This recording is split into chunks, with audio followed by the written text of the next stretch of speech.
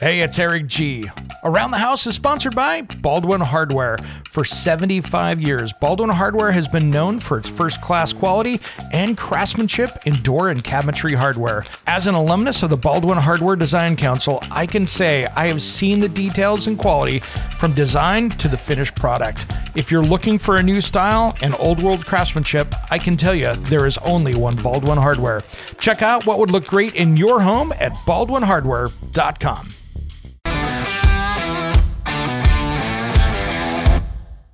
It's Around the House. In our first member exclusive interview here, we actually talk about me, Eric G. What's my history? How did I grow up? How did I get to be who I am today? And more importantly, what are the trials and tribulations and the battles that I've had to fight to get this far? What got me going on home improvement? What got me going to do what I'm doing today? Tune in and find out in this exclusive member episode of Around the House. And a special thanks to Jeff Tracy, the Cowboy Cook, for helping with today's show. Now, let's get to the program. When it comes to remodeling and renovating your home, there is a lot to know, but we've got you covered. This is Around the House. Welcome to the Around the House show. This is where we help you get the most out of your home through information and education. Thanks for joining us today. This is a special members-only jacket. No, just kidding. This is a members-only exclusive that we're going to have. And I got my buddy JT here, the Cowboy Cook. Probably heard him out there on the radio on our podcast on BBQ Nation. We're going to talk about me today and my history. What about Eric G today? Thanks for coming on and helping, JT.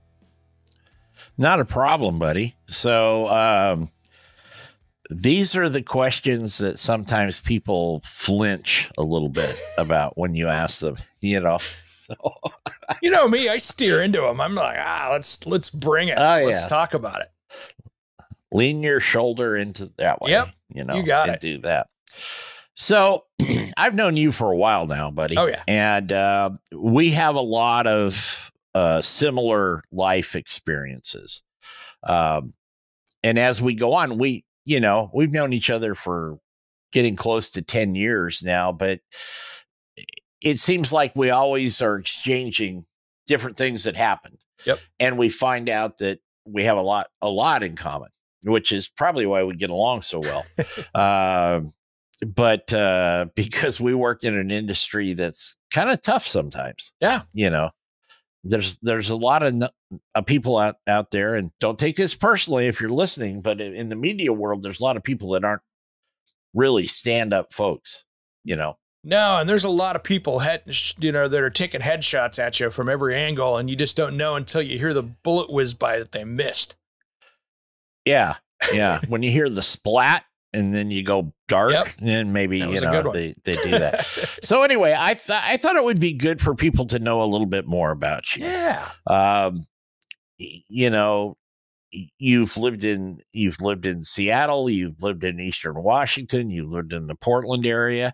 I think you spent a year, one weekend in Saskatoon. I'm not sure, but I've been up in the prairies. And you, like me, you worked on radio. You have a bit more of a actual music background than I do, other than spinning records, as we would say. So first of all, whatever possessed you, being a rational person, to get into the media business? You know, I think it was me in my high school years in the 80s listening to rock radio and going, I want to be that guy.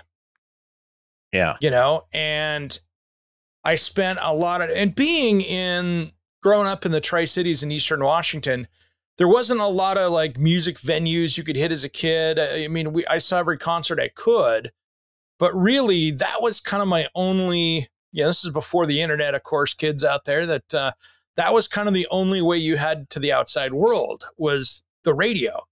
And there was, TV didn't have a lot back then. This is before even MTV and that stuff. I mean, it was like Solid Gold or, Dick Clark were your kind of music things you had on television. Music just wasn't out there a lot at the time. It was radio. And so I loved it. It was the number one media for it at the time. And, I took in high school, I took a couple of years of radio TV production and our own trade school there that was part of our high school, and that's what got me going. So here's a little off topic question, but did you ever have a radio hero, and then when you actually met them or saw them, you're like, really? You know, you hear these voices and you conjure up an image in your mind about what that person should look like. You know, we used to call it the voice of God, you know. Absolutely. All the announcers sounded the same. Yep. And you would think this guy was on the cover of Vogue or GQ or something like that. And he turns out to be 5'4" and, you know, weigh 97 pounds, but he's got this voice. So did you ever have those? On the music side, not really, because we just had the local DJs. We didn't have a lot of national shows in the Tri-Cities growing up. So you would meet those people, and just like anybody, when you meet them in radio, you go, oh, that's not the picture I had in my head. But there wasn't like a lot of personalities, because a lot of people went to the Tri-Cities, of course, and they started their career up in a smaller market, and then they moved on. So there's only kind of a handful of those guys, right, that were out there that hung around for a little bit. And ironically, one of them I actually got to meet just a few weeks ago when I was in the Tri-Cities. So there's a DJ in Kennewick there at the time that was on the rock station a lot. He was the morning show guy, Kurt Cartier. He just always did it. Got to work with him for a second when I was up at the boat races here in the Tri-Cities for their big hydroplane races. And I jumped on 610 KONA with those guys. And he was helped out in the broadcast booth. I walked up to go meet with the guys to go on air with them. And I heard the voice. I'm like, I know that voice. I grew up with that voice. But he actually, dude's taken killer care of himself. He looked great. I hadn't seen him in 25 years, but I'm like, wow, man, well done. I mean, he was in great shape. You know, his voice was great. And, you know, for a guy in his probably late 50s, early 60s, did a fine job of taking care of himself. So I was kind of impressed, because it doesn't always work that way in radio. No, I'm probably living proof of that, but we'll just move on from there. So when you left Tri-Cities, you go to Seattle? Yeah. So, or did you come to Portland? No, I went to Seattle first because I was spending so much time up there. I loved music, and that was the closest. A lot of my connections, you know, were Washington based. So I did a lot of stuff in Seattle. So in the 90s, I spent many of my weekends over in the Tri-Cities traveling to Seattle for concerts. And I had a buddy, Greg, who was a private pilot. He had graduated from University of North Dakota. So I was working at this Eagle hardware store in the mid 90s, and Eagle got bought by Lowe's. And if you don't know what Eagle was this hardware store that had, like a Lowe's store, a lot of the same things, except it had, you know, 6 more aisles of hardware, finely polished VCT white floors, and everything was just perfectly clean. Things were, you know, they had just their logo was more of everything. So they just were jam-packed of a great hardware store and, you know, home improvement store. But he was working there. He needed to get hours for his plane so he could be a private pilot and fly Lear jets and stuff around or whatever he wanted to do. So he needed to get hours, and he liked music too. So I would chip in for gas. I'd stay at my buddy's house in Seattle. We'd fly up there into Puyallup actually, and leave work with our little backpacks, cruise up there, fly up there, go see a show, get up at 5 o'clock in the morning after some sleep, fly the hour and 20 minutes back, land. And then 10 minutes before our shift, we'd walk into the work and work on a Saturday after seeing a Friday night concert. So it was cool. We did that for a number of years, just getting our time done so we could enjoy it. Yeah. The old rule used to be 8 hours between bottle and throttle on airplanes. You guys might have hedged that a little bit, but yeah. Luckily I wasn't the one flying. Greg wasn't a huge drinker, so he was pretty good at that. He was just not a guy that would, you know, he'd have a beer with dinner kind of thing, but it was definitely not the, not like most of my other friends at the time. And we'll just leave it at that. Yeah. Yeah. It's probably a good thing you and I did not know each other in those days. Yeah. So when you moved over to, what was your first radio job? real radio. First out real of the radio Tri-Cities. job. So I was doing my stuff in the Tri-Cities there. My first radio job was at these two stations, KTCR and KOTY Country out there. And it's funny, I'm still friends with the guy that was my first radio shift. I was producing his show. They hired me to do it. And I produced my first live show with 4 interviewees of Tri-City Americans hockey players on my first day.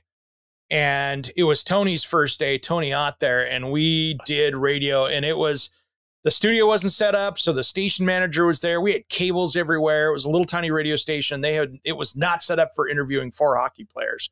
So I was literally sitting out at the receptionist desk for the radio station with a control board there, looking through the little window so I could do it. And there were, cables, and it was a science project, but it worked. But had some memorable interviews there as well. Well, that's how they started Amazon, in Jeff Bezos's garage. Yeah. And they had cables running down the hallway to the bedrooms where they were. Anyway, I heard this story from a guy when I worked at Amazon, and that reminds me of the same thing. Was the station like if they did, we don't play them stuff? Nah, this was on the countryside. It was country and then oldies country all at the same kind of thing. So it was, they were playing on the new stuff back then, but it was reel to reel. So it was a reel to reel thing. They shipped us, you had 4 reel to reel machines, and it was timed out. And, you were clicking forward. You had carts that were looking like 8-track tapes that you played the commercials on. And, when I'd work the night shift, so I'd work the afternoon shift to do the Talk Sports Tri-Cities thing.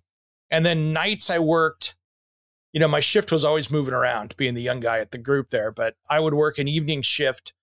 And then I would be doing the radio before automation. I was doing, or semi-automation.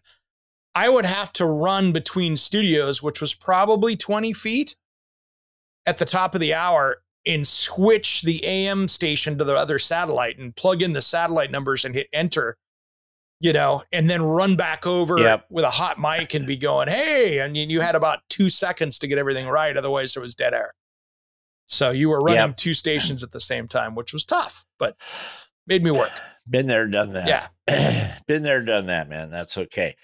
So was it the music scene that drew you more to Seattle when you lived up there? It was. And here's the thing, and this is going to be where I was in my design career. Cause I had actually started out with radio TV production, started that job there, and then realized I could make $2 more an hour cooking fries at McDonald's than having an afternoon drive time shift in the Tri-Cities. And they weren't going to pay me anymore. And quite frankly, the reason I quit the radio is that they bounced 2 paychecks. And after I had 2 paychecks in a row bounce, I'm like, I'm not working for free anymore. I can't afford to. And so I quit on the spot, and they eventually paid me, but it took a while to get through that process. But that's how that worked. But once I got going in kitchen and bathroom design, I realized I had, peaked in that town career-wise. I couldn't do anything more either. I was there was some writing on the wall. I was working for Eagle Hardware. They were getting bought out by Lowe's, and they were doing the old nothing's ever going to change, which even at 25, I knew there was a lot going to change. And so here's how I figured that out is I turned around and called to North Carolina where they were located. And I called a store down there from the station, from the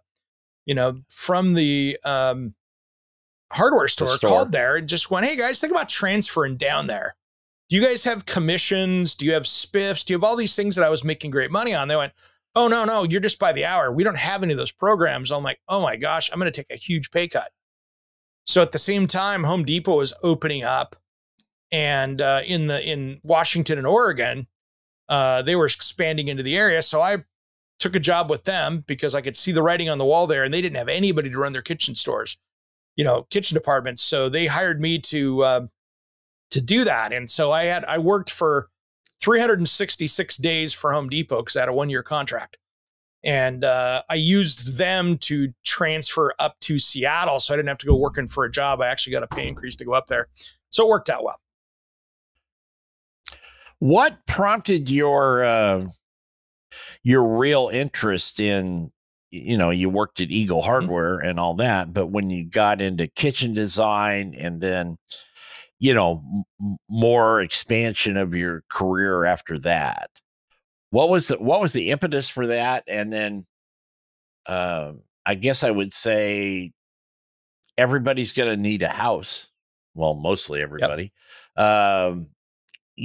And so is that a good career to look at? Not the radio part, but just the design work and the, working in, not the actual construction where you're out there pounding or shooting nails, but like that. I think it's a great place to be. I mean, think about it. In the 90s, I was working in a hardware store, I was making about 80 grand, 90 grand a year in my mid 20s, which was pretty good for not having paying for any education in that and all of that. So I was making great money back then and just kept going. So, I mean, if you do it right now, it's a 6-figure income if you're good at what you're doing. And that's tough because you're balancing design and sales together into one. So you've got to have this creative side, but you also have to have the sales side to go with it. So it's kind of a right brain, left brain thing. But yeah, I mean, it was a great career that I had during that time to do that. And it was different every day. So I liked the challenges of it. Well, good. Yeah. Because when I first met you, you were besides coming to work on the radio, you were doing, you had your own, kitchen design, showroom and doing all that. And honestly, I'm not from, the construction side. Yeah. I mean, I can frame in a barn. Absolutely. I can't do finish work worth a damn. That's not my, if they snap together and anything that says some assembly required, I give to my wife. There you go. That's it. So we have the Tracy Construction Company here. But how do you get, when you're doing that, how do people get really hands-on experience? I mean, that's so important. You can, it's kind of like being an architect. I think the best architects, and this is just my view, but are ones that have actually gone out and worked in construction at some point in their life. I completely agree. And here's how I did it. I had done a lot of, I'd done some design stuff in community college. I liked architecture. So I'd taken some architecture drafting classes and stuff and all that, which I liked, but I really needed to get kind of immersed in it. So same kind of thing.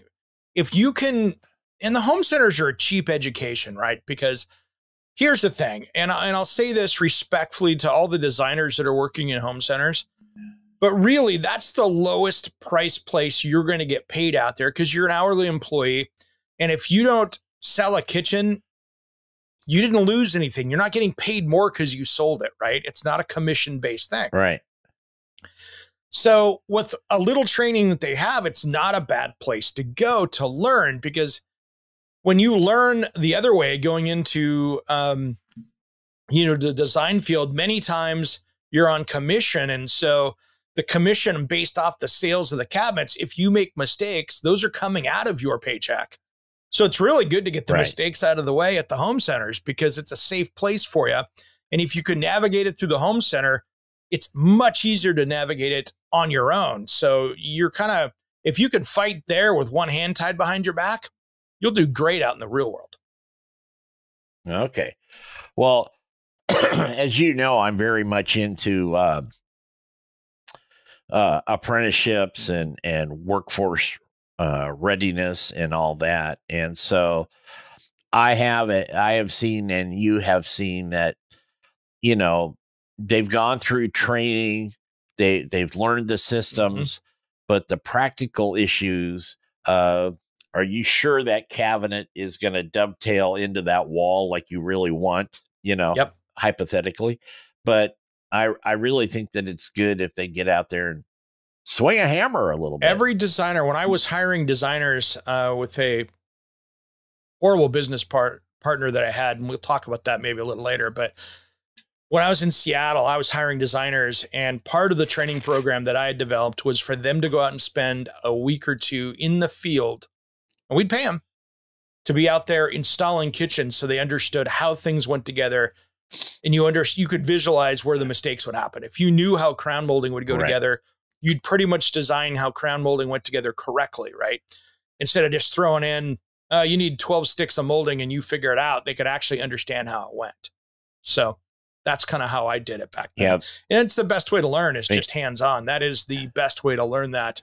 And especially if you've got somebody that's skilled as an installer and you're learning those best practices, it's really good for your career. And, that's kind of the other reason I wanted to move out of the Tri-Cities as well. I had a number of reasons. One, I had a mother-in-law that was at the time, my first wife there was overbearing so badly that we kept moving farther and farther away.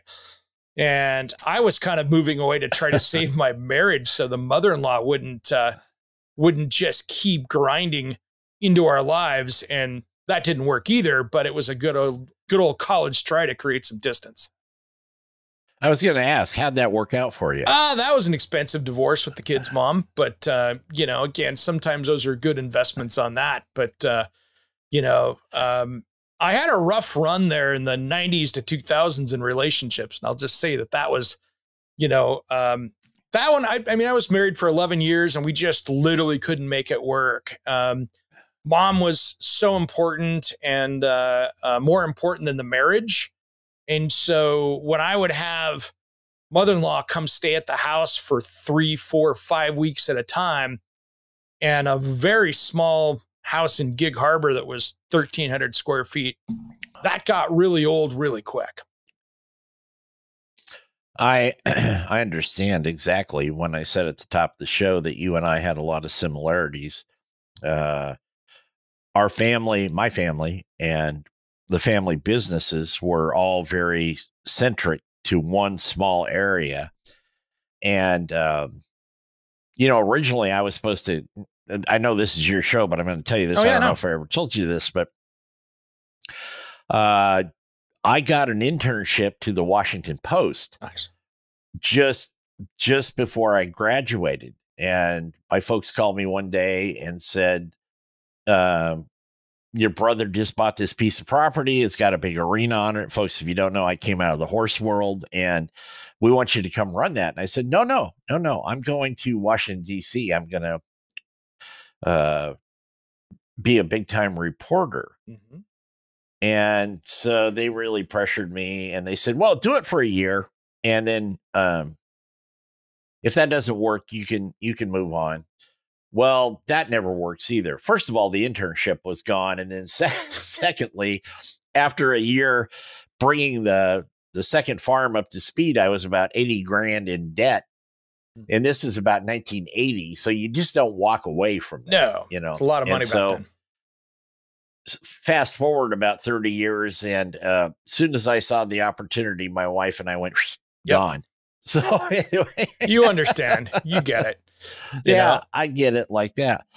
When you're in our business, the media business, and it doesn't matter what sector you're covering, but it can be very, very difficult. And it can be very difficult on relationships, as you just alluded to. Yep. And, sometimes if something didn't work out, like you said, you got divorced and all that, and then you kind of look around and you say, oh, this worked, there's potential in this person or that person, and you kind of go for it. But a lot of times I think that's the old rebound thing a bit, and you get hooked up with something. And then when that puts pressure on you, then there's pressure. You don't have to be in the media business. You can do anything, but you get pressure from the rebound. That was for me the ugly one. My rebound after the divorce of being married 11 years, that was the one that got expensive real quick. And that's the one at least got me into Rolling Stone magazine, But so some of you probably have heard about, let's dive into this. So I'm going to steer into this rut, because that's what this was. This was a pothole that was the size of a Grand Canyon that I got myself into back then. And it's still revisiting itself today. So I had met a girl online. I think it was right when online dating first started out there. And so, I was single, met a girl. Oh, this is kind of cool. This is all good. Was very I just didn't pay attention like I should have to the warning signs that were there. I was having fun. I thought it was cool. And I ended up getting married to, now she's running for Congress in North Carolina. But I got married into a relationship. This was back in, we got married on August 25th, 2007, and we're I filed for divorce on July 6th, 2009. So it wasn't, under 2 years. But I put myself in misery for 2 years. And then it took me another probably 3 to get out from underneath it, and cost me hundreds of thousands of dollars. I look back and that relationship is probably the number one biggest mistake I made, because she was just absolutely, truly an awful person. And that hasn't changed to this day. Well, at least she wasn't doing a fans only page, because they weren't invented yet. Exactly. At least none that you know of. Yeah. At least none that you know of. But the problem with her was, and this is the problem, in her, now she's running as Sandy Smith for Congress in North Carolina. So I'll throw the name out there. And she lost this last bout, but she's already trying again. And so she came out as this, Trump Christian conservative, high morals, which she didn't tell everybody that she had been married. She's on her 4th husband. That came out. You know what I mean? And all right. Virtually every husband, except for one who's in hiding that we can't find, and I see why he's in hiding. There's all claims of domestic violence, and she's got a history from domestic violence, including with her own children, where there's police reports for it. So it's one of those things that her dad was a con artist, and I don't know if you remember seeing this back in the day. Remember those people that were on TV in the 70s and 80s that were selling ways to not have to pay taxes by using like homestead laws in California and the West Coast and that whole thing? Yeah. He got nailed for selling on television one of those TV infomercials back in the day. Hey, buy my $10 book and this will make it so you don't have to pay property taxes again. So anyway, he got ran out of California because California was looking for him. So he had moved, I didn't realize, up to Washington in the Seattle area, and was living around the corner from me, not realizing that was, I was dating his daughter. And it was like being married into a crime family, but they weren't smart, just conniving. So, well, she might do good in Congress then. Hell, if she's that way. She will, but the problem is she's not smart enough to not get caught. Like right now, here's a great example. I know right now, and I have no proof of this, but I know her well enough that there's already been people talking about discrepancies in her campaign fund, and those kind of things. And I know for a fact that the millions of dollars she's raising, she's not trying to win to be there. This is a profit center for her, right? She can go in there, pay her family members or an LLC consulting stuff, right? Can sit there and say, hey, I've got a consulting gig, and I know she's turning money back and forth and paying herself, and she's profiting off of that kind of through the back door. So, it's, well, you just know those things are happening. And, again, that's my opinion. There's no hard proof of that. But I think if somebody actually went through and looked at it, and there's been a lot of people that have done a lot of look into it. There's a great article on the Daily Beast where they did a whole story on her right there. And, they exposed her, all of her different things that she did of, asking how many times she's been married, and then, twice, 3 times. Well, I don't know about the 4th one, that kind of stuff. So her story keeps changing, and it's going to be interesting to see what happens in this campaign season. I'm sure I'm going to get drug into it again, but, I just feel bad. Anybody that has been abusing people that have a long history of abuse like that. She's got a book that was, that was written about her. Her story is in there with me. You can get on Amazon, but I tell you what, it's just, it's sad when you see someone that has gone through life and has a long history of abuse of others and now running for political office trying to profit from that. And that's pretty crazy. That's pretty crazy. Yeah. Well, it's a good thing you got away from that, though. Oh, yeah. But she's kind of like a social disease. It just keeps coming back. There's no inoculation. There's no. So, it's crazy. It's just one of those things that I think that's going to be one of those things that, we are experiencing some technical difficulties. Eric will be back as soon as he puts more quarters in the parking meter. I believe he's re-entering the studio. I am back. We lost internet. See, I'll go Clyde Lewis conspiracy theory here. They just didn't want us talking about this subject. So,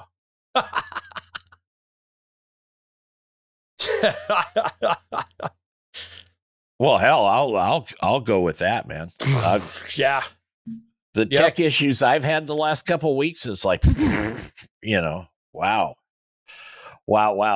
So, it all seemed to kind of fall together for you in a good way back when we met, 2014, whenever it was, that it is kind of come full circle. And I think we all have to do that, Eric. I mean, as you know, I've produced and hosted a lot of big broadcasts on radio, done television for a long time, all that, just, same old.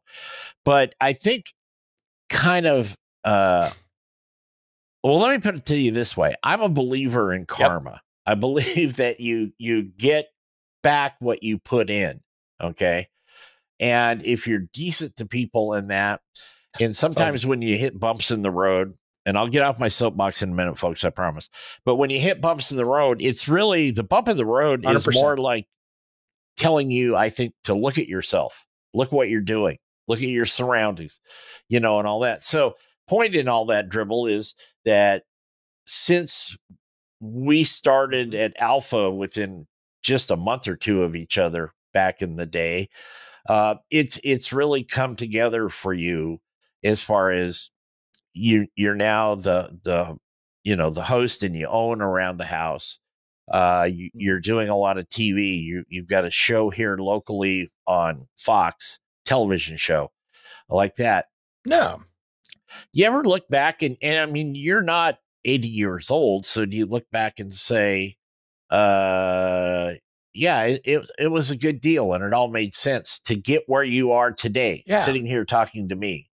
It all had to come into place. I'm a big Game of Thrones fans. And there's a couple of lines right in the last episode of Game of Thrones where the kid in the wheelchair goes, you're right where you're supposed to be. And I think of that sometimes and I go, yeah, I'm right where I'm supposed to be. Eric is right where he's supposed to be right now. Absolutely. So when that all came together for you, did the light bulb come on? Was there a little epiphany saying this is the road I should be taking? Yeah, absolutely. And I think a couple things happened, when Handyman Bob, our buddy, let me come on, as a guest on Around the House with Handyman Bob back in the day, to him asking me to be the co-host, to him retiring and me taking the show over. And then, my next step being, okay, I need to learn TV, but the best way to really learn TV is just do it.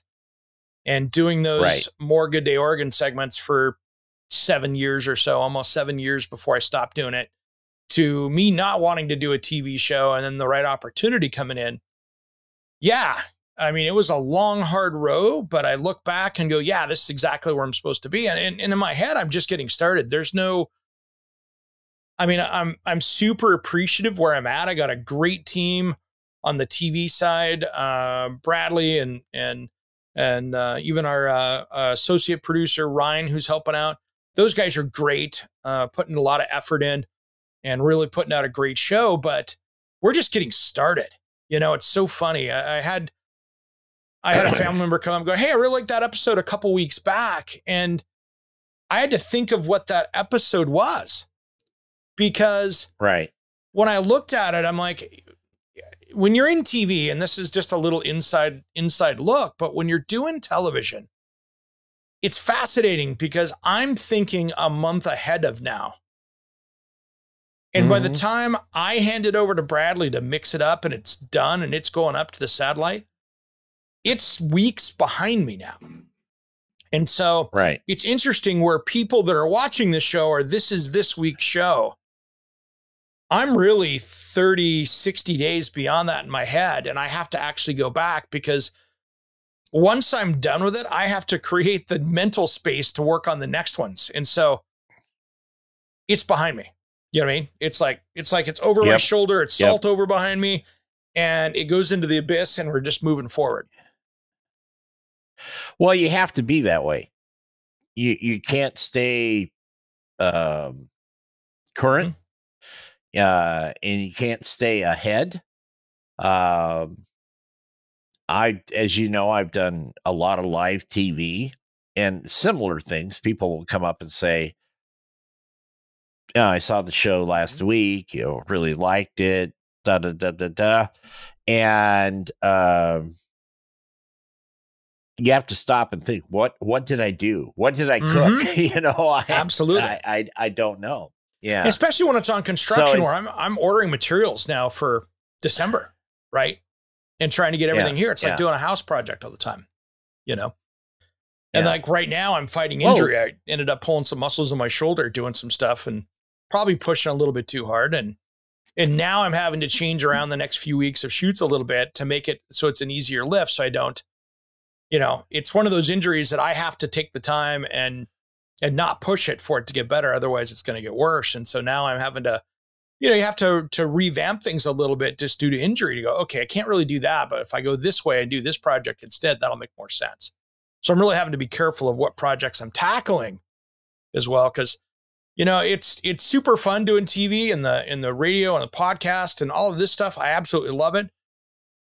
But you're right. I have to balance in life with that too, because that's 60 plus hours a week, right, JT? Right. And I have a wonderful wife. I've got kids. She's got kids. We have a family life that I have to balance within that, and it's tough. So let's jump into that for a minute. It's funny, through all the things we talked about earlier and this and that, but when I said karma kind of puts you, and you can call it whatever you want, in the spot you're in now. But I think one of the things that really centers a person is family. And you've got a good family. You've got your kids. Julie's got her kids. You're in a good spot. You're doing the show. Julie works in television, blah, blah, blah.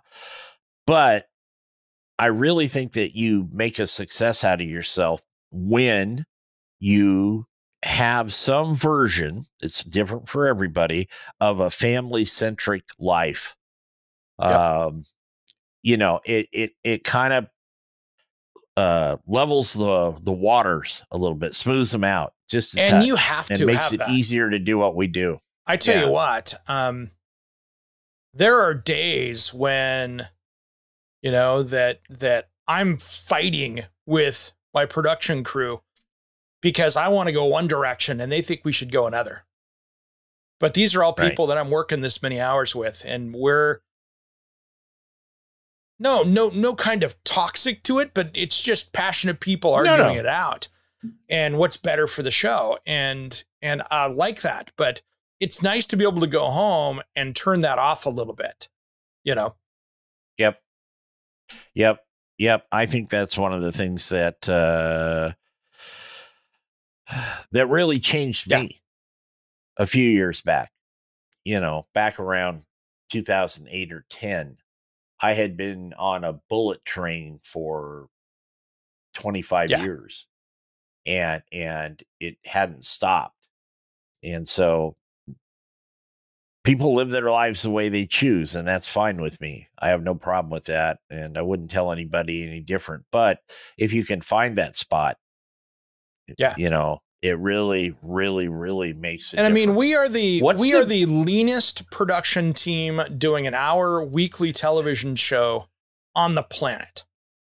There's nobody that that is doing what we're doing with less people.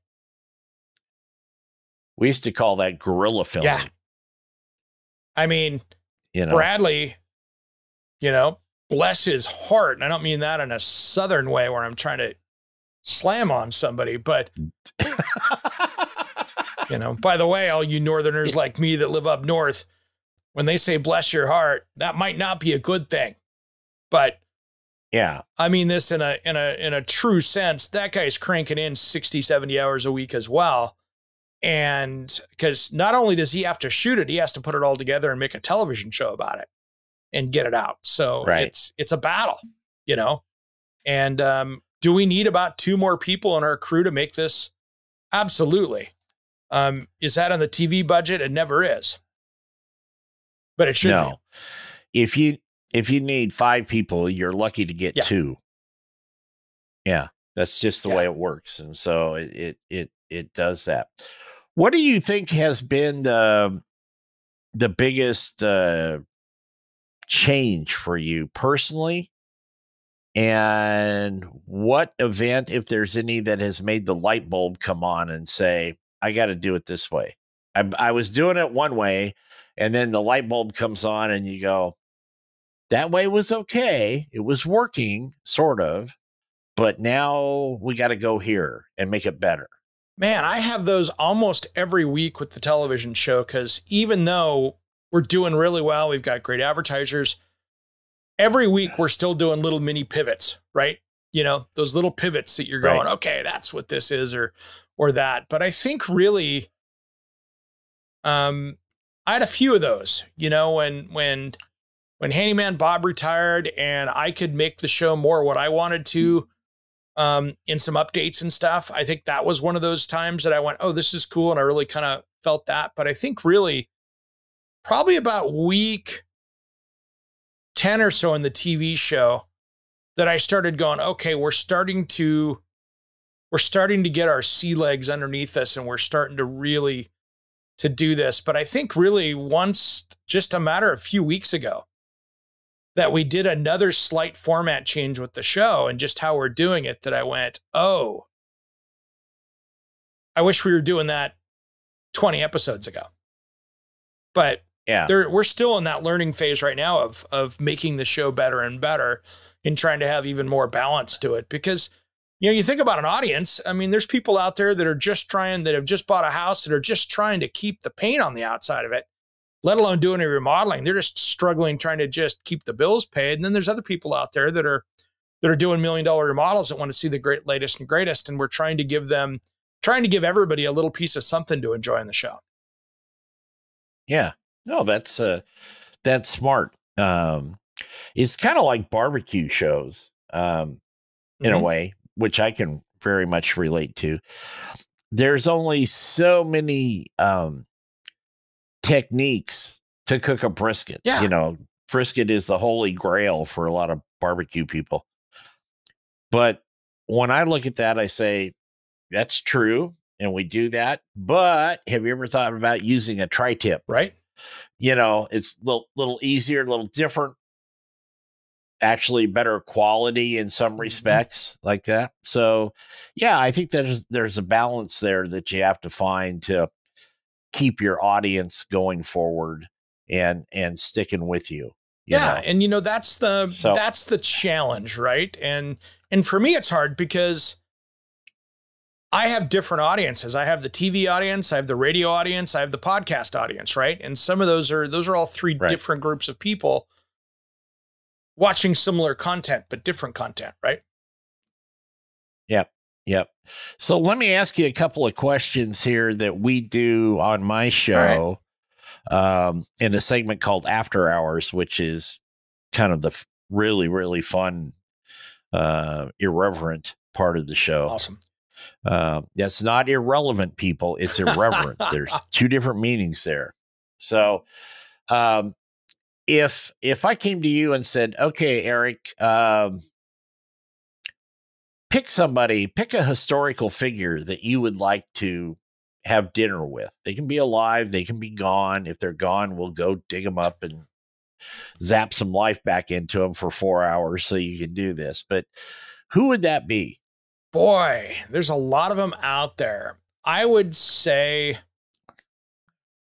historical in the world of house stuff. I would go to like Frank Lloyd Wright, because I want to see his attitude in person. You know, he had a bigger than life ego in designing homes. I'd love to just sit down with him and chat with him over dinner. That would be fascinating to me. Okay. What's the biggest change or new product that's come along in the last 5 years that really affects everybody that owns a home or is even renting, that you've seen, that you just went, wow, this is a piece of red velvet cake with, fresh vanilla ice cream on it? I think I got to do the food analogies. I like it. Here's where I think there's different facets to that. I think on the safety side, there's now things you can plug in your home that will predict an electrical fire. So you legitimately, if you put one of these little plug-in devices in everyone's homes, you could predict 90% of and prevent 90% of the electrical fires in the US. Just because you can do it. That's kind of cool. That's a safety thing that technology is going really cool as far as how that's going. You know what I mean? What would be something personally, not for the house, but personally for Eric, that you looked at and said, I got to do this. I got to try this. I got to, this is really me. Probably for me for me that was out there, technology has helped me a lot, and it has also helped me manage my time better. So for me, I have to create that balance, that work-life balance, which is tough. And any time that I can find something that helps with that is key. So I use some technology and stuff that makes my life easier. But I think honestly, one of the things that I've done and it's in my house, but I've done it for me, was putting in that steam shower where I can just go relax and help the muscles, help the brain, let myself turn off. You know what I mean?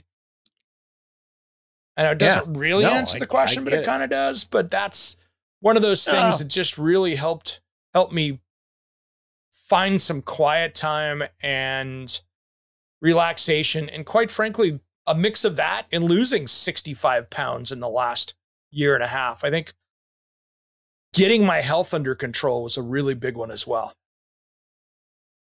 Yeah, I'm on that journey now too. Yeah. It creeps up on you.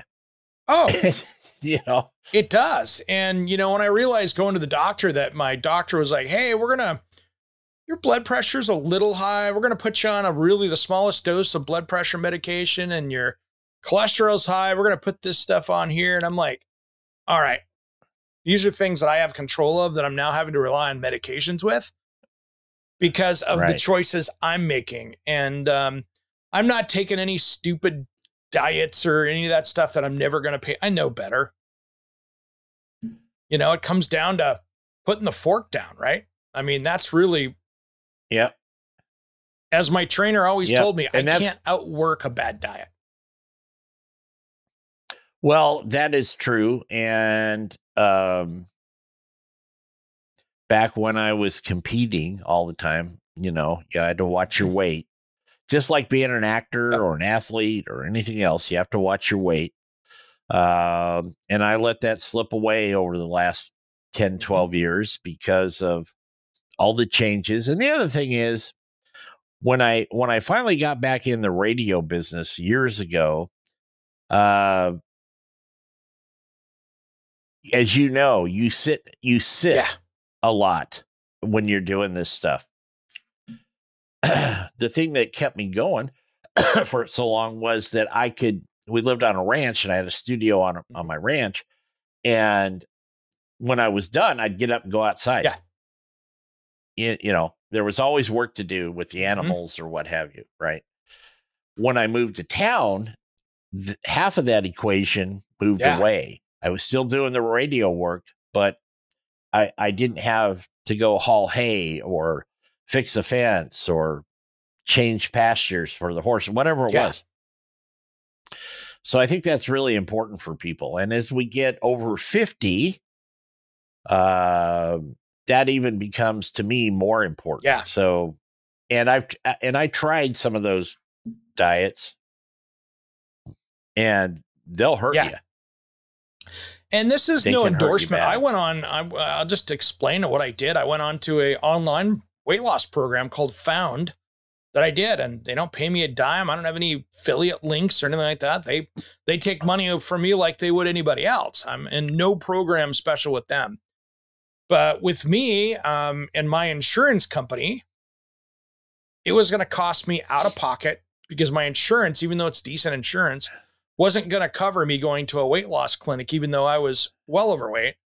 So it was going to cost me $350, $400 a month. And I'm like, well, I'll do this online one. And it's $100 a month.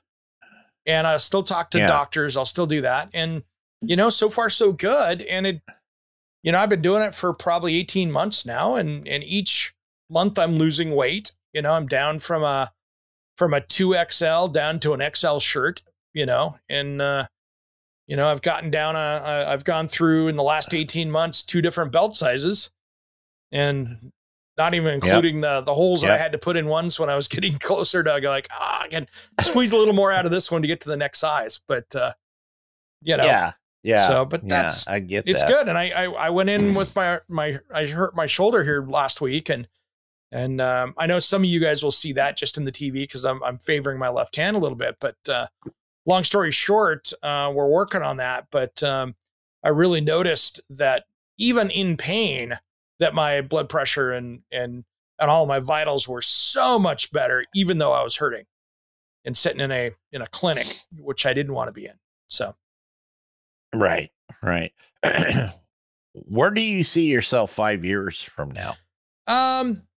Where do I see myself? I see the TV show being national.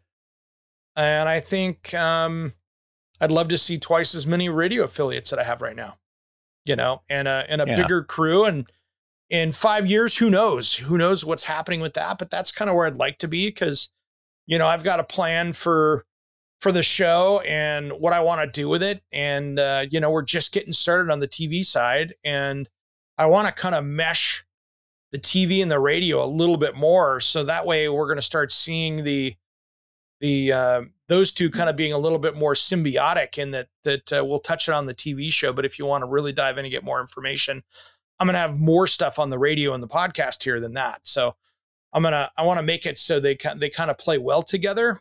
They'll be completely separate, but there'll be some crosstalk in between them that if you're watching the TV and you go, wow, I want to know more about that, we're going to dive into the weeds a little bit more in a bigger picture, which on TV, on a segment, we've shortened that's one of the changes we made on the TV show is we shortened our segments from 10 minutes down to like 7, just because sometimes they were getting a little long, even though there was a story to be told there. We wanted to make them a little more consumable for people, which, is always interesting because you think about a news story, that's 90 seconds, and then they're off to the next one. We're doing something in the news world that's considered really long with 7 and eternity for 10. Right. What do you do for fun? You got to have fun. Oh, yeah. Music concerts, music is the thing. Julie and I love hitting concerts. We love going out and having a nice meal. That's the foodie side. That's the, go out and whether I'm going to Lee's Kitchen or if I'm going to, a 4-star restaurant, right? And a good low-brow dive bar and getting, greasy spoon food. Nothing wrong with that. No. It's, Yeah, it's a lot of fun. Okay, so besides Steel Panthers, what's your favorite group? Man, I have so many favorite groups right now, and my range goes all over the place. So, we've always joked about Steel Panther, you and I, but really, I mean, I will get into, sometimes I'm listening to my buddy's band, used to be called The Refreshments, but they're Roger Clan and the Peacemakers. If you've seen that cartoon King of the Hill, he does the intro to that on that cartoon. Yeah. I'm always listening to those guys, but a lot of the 80s hair metal I'm still into. Me being a Gen Xer, that the music of my teenage years is still something I listen to today. But then I'll go over into country, and I'm a huge Chris Stapleton old school Steel Drivers fan, so I will cross over into that realm as well. And then if I can catch Buddy Guy playing the blues or somebody else like that, it's always a good day. Yeah. Well, I started in the rock world. My first job was a morning DJ in LA, College Station. Yep.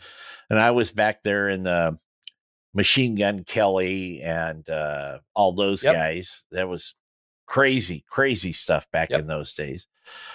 Then I kind of ventured off into country, and then I came back, and then I ventured back into country. So you really, if you're going to be in this business too, you really have to have a good grasp of the different genres of music to do it. You can't do it and just say, hey, I'm only a classic country guy, or I'm only a classic rock guy, something like that. But like you said, when I'm at home and I'm working in my office and I have YouTube or something on, it's usually, Jimmy Buffett, Eagles, Dire Straits, some REM, different things like that. I do like that new Jimmy Buffett song that just came out. Rest in peace, Jimmy Buffett. But he's got a new one that got released a couple days before he passed. That's really good.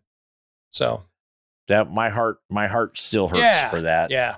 Because his music, not him personally, but his music was such a huge part of my life. He used to come play gigs at the old Euphoria Tavern down southeast Portland there.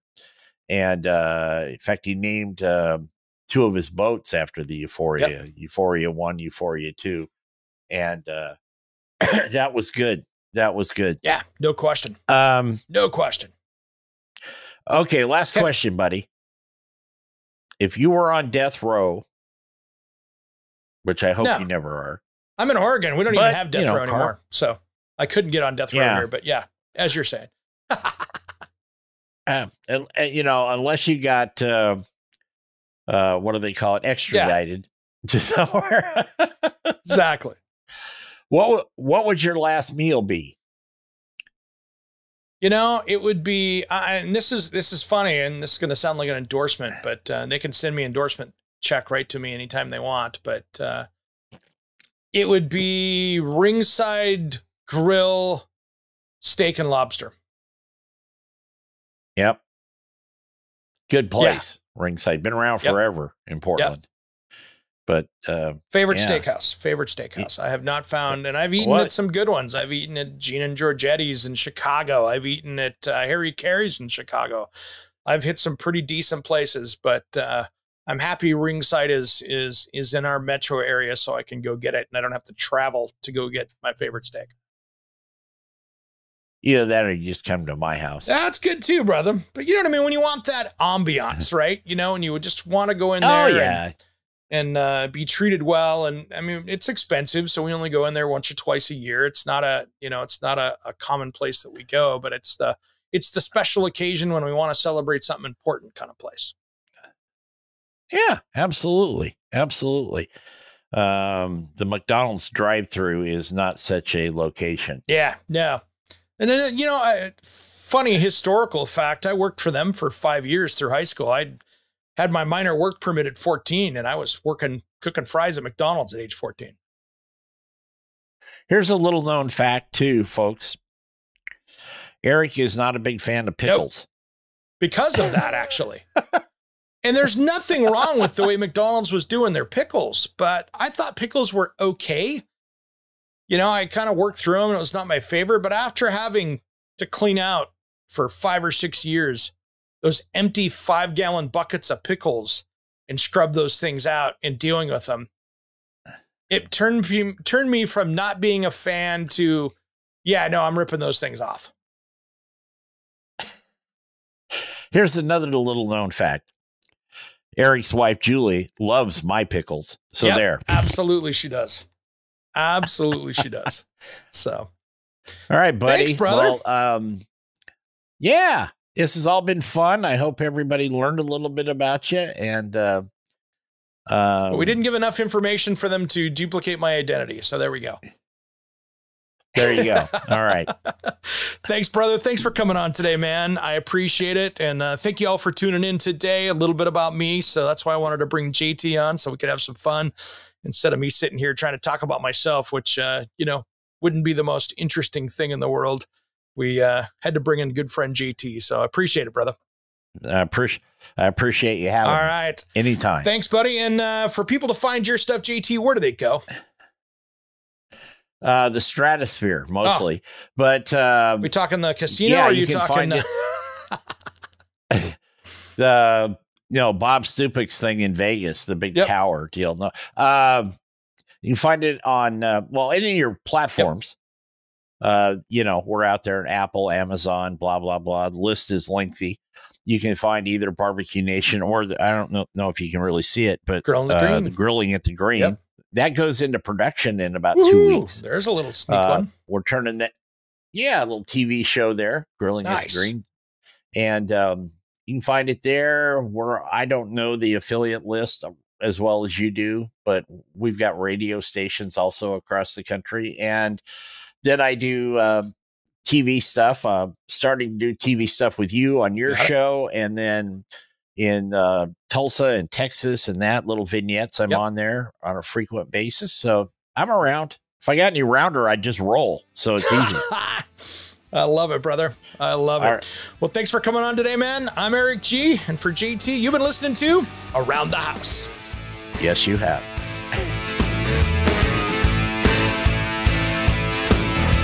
Somewhere unseen and undiscovered, anywhere beyond the mean, life is a love song, let's be lovers. We're all over the radio, take my hand, I know where to go. All over the radio with you. Hey, it's Eric G from Around the House. Are you planning a decking or siding project this year?